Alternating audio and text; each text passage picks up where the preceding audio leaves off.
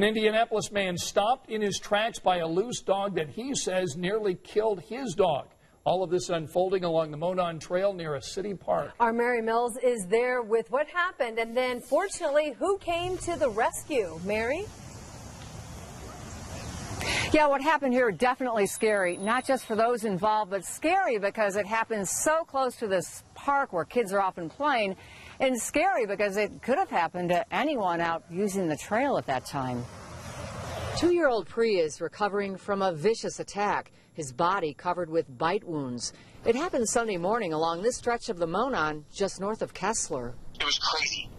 Everything happened so fast. Greg Humrickhauser told us by phone that he, Pri, and friend Colin were out for a run when he says a pit bull came out of nowhere, making a beeline for Pri. I don't even remember making the conscious decision to jump on top of the dog and put him in a chokehold. It was the scariest moment of my life, really. Pri took off down the trail with Colin in pursuit while Greg tried to subdue the pit bull.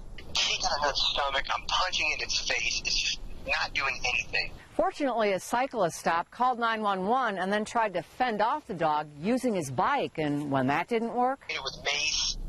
He still kind of kept coming. the firefighters ultimately stopped the dog, with Colin finding Pri 4 miles north next to Greg's car, bleeding and shaking.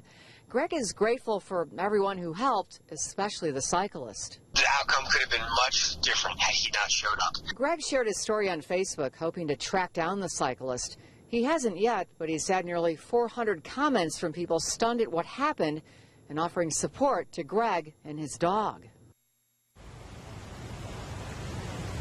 And Greg says he'd really like to find that cyclist to thank him in person again. All he remembers, though, is he was an older gentleman with white hair, so he's asking folks to help him out in that respect. Also, I asked him if he'd be running out on the trail again. He said absolutely, but he will never, ever run again without having mace on him. That's a good idea there. All right, Mary, well, what about the dog that attacked Pri?